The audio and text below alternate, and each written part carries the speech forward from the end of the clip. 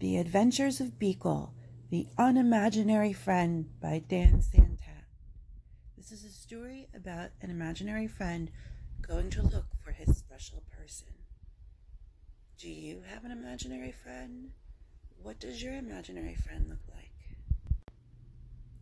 He was born on an island far away where imaginary friends were created. Here they lived and played, each eagerly waiting to be imagined by a real child. Every night he stood under the stars, hoping for his turn to be picked by a child and given a special name.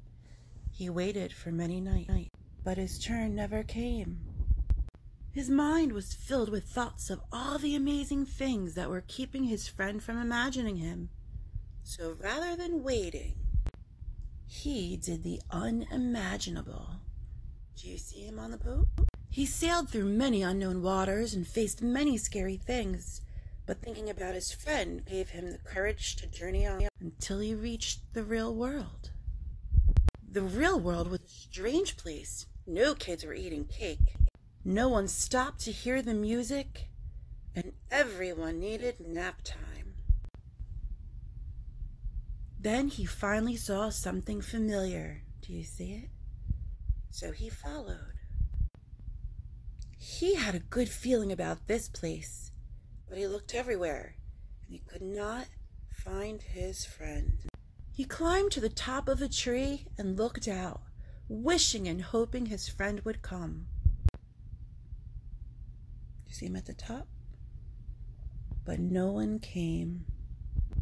He thought about how far he'd come and how long he'd waited, and felt very sad.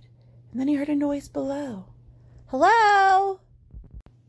Oh, he got her paper for her.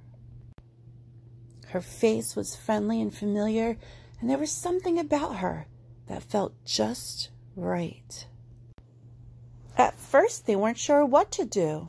Neither of them had made a friend before. But after a little while, they realized that they were perfect for each other.